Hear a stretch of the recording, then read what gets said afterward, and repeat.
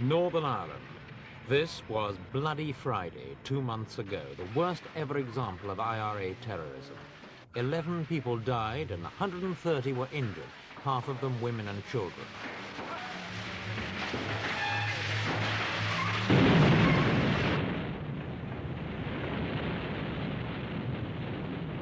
Bombs exploded every minute for 20 minutes in busy shopping areas and a crowded bus terminal.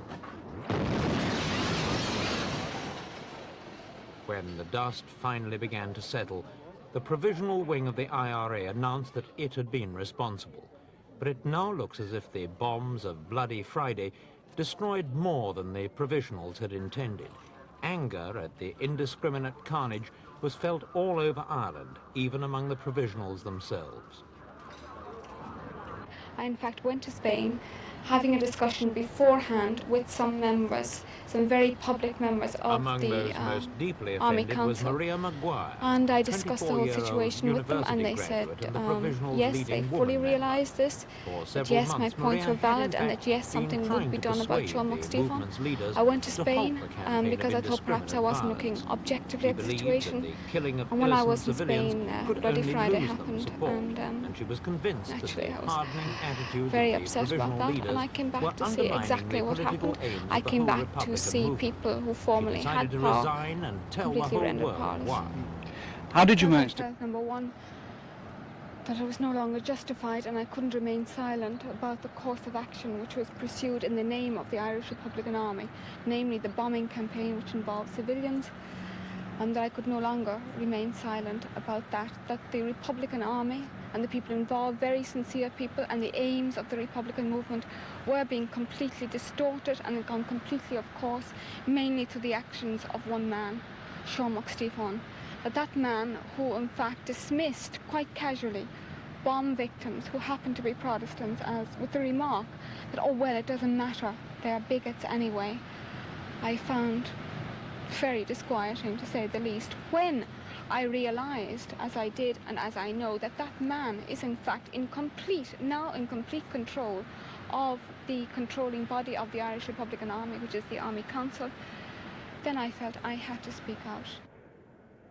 Sean McStephen, the man Maria Maguire has accused of being a bigoted murderer, began life in England as John Stevenson, the son of an English father and an Irish mother. Today, at 45, he's chief of staff of the Provisionals and hates to be referred to as half English. 20 years ago, he took part in an unsuccessful IRA raid on an arms depot in England. During 5 years in jail, he taught himself Gaelic and learned how to fight a guerrilla war from Eoka terrorists who'd been captured in Cyprus. 2 years later, when the IRA split into the official and provisional wings, he joined the militant provisionals as a member of the Army Council, controlling strategy. Since then, he's become the undisputed leader. And in arrest. B, and in all raids and searches of homes. And C, and in harassment of the civilian population. The one and only challenge to his position came last June during the ceasefire, when it seemed the provisionals would have a say in peace negotiations with the British government. This man, David O'Connell, emerged as the most able statesman in the provisionals' ranks. But within days, McStephen had ordered the violence to restart, thereby ending O'Connell's challenge and hopes of a peace settlement at the same time. You say Sean McStephen is in a very powerful position, but there was a fight for the leadership, a power struggle last June, wasn't there? I don't think so. I think the press float these stories in pure speculation simply because there's no hard news. No, the fact was that Sean McStephen realised for a good while that there could be threats to his own power on a political level.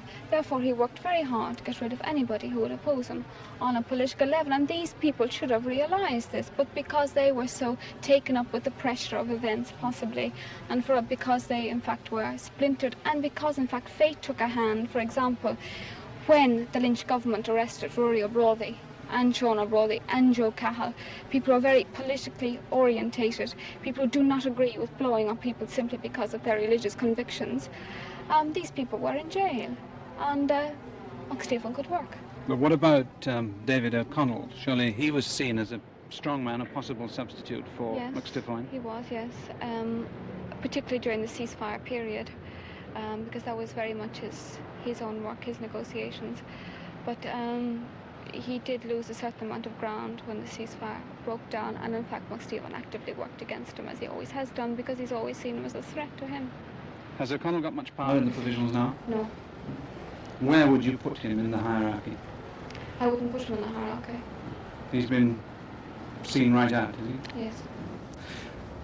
Maria Maguire's name first came into prominence last autumn when it appeared beside David O'Connell's in an Amsterdam hotel registry. Maria had gone to Europe to assist O'Connell in an arms smuggling venture codenamed Operation Patriot. The IRA had previously received its arms in small quantities mainly from America, but when large numbers of recruits joined up after internment was introduced, this was no longer enough. At Schiphol Airport, Operation Patriot went wrong. 3 tons of weapons flown in from Czechoslovakia were discovered by the Dutch authorities as they were being unloaded from the plane. Maria and O'Connell were in their hotel room at the time and only got away by the skin of their teeth, leaving behind 116 crates of anti-tank weapons and automatic rifles. Although the failure of Operation Patriot was undoubtedly a severe blow to the Provisionals, it did nothing to reduce the number of attacks on the British Army. The Provisionals never seem short of arms. Where are they coming from? I would imagine they're coming from everywhere, actually. And I know very definitely that arms are not in short supply, and that people have arms in the 6 counties. Where's the money coming from? Money also comes from everywhere. You must remember there's great emotional support, or there was, I would imagine, it's not waning very much. There was great emotional support on things such as internment. The funds would pour in from people who are sympathetic to an emotional cause. They never think about the reality of the situation, but they would pay the money because, well, they're easing their conscience. Some money comes in. It comes in from everywhere, actually, from... Another gun battle in the streets of Belfast, proof that the IRA is not short of arms.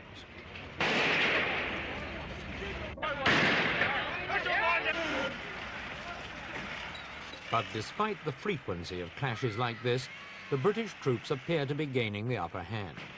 This looked to be the case last June, when the IRA called a ceasefire ostensibly for political reasons. The resumption of the violence just 11 days later made it appear as though all they'd wanted was time to regroup. No, I would completely disagree with that, and on that I would say that Sean McStiffine and everybody was very pleased with the ceasefire because we'd achieved a certain position, and that to us was very, very important, that we had been recognised as a force, and there was going to be negotiations, and we'd bypassed the Lynch government, and it was very important. We were in a very strong position, yes. What about the success of the British Army in shooting down provisional gunmen? You must be suffering a loss of manpower. Not really. What we do worry about actually is the command structure through arrests, mostly through internment. This is how I think Belfast has got out of control, through internment, because people who were responsible were in fact in jail.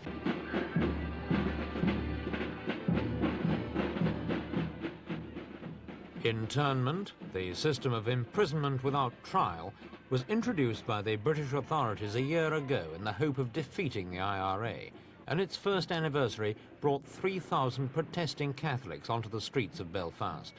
No other single issue in Northern Ireland has aroused so much resentment amongst Catholics, many of whom have had friends and relatives detained at some time or another.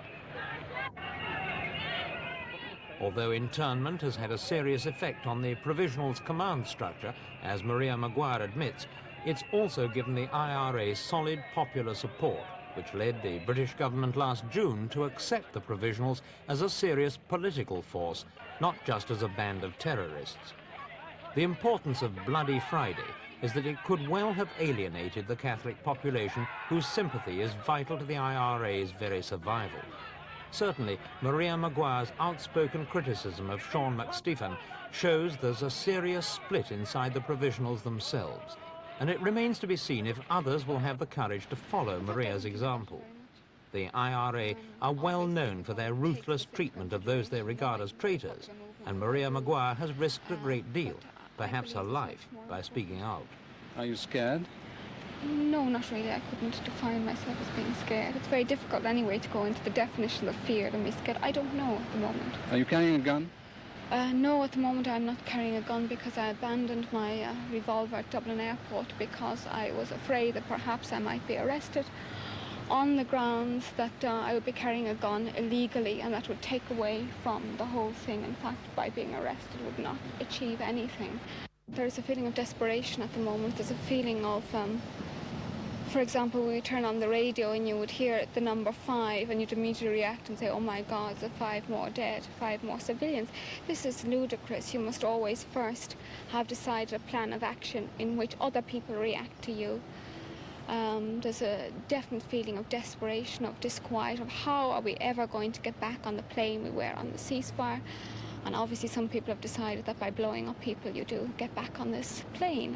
I completely disagree with this. It's completely counterproductive. You completely lose any civilian support you had and just simply can't operate.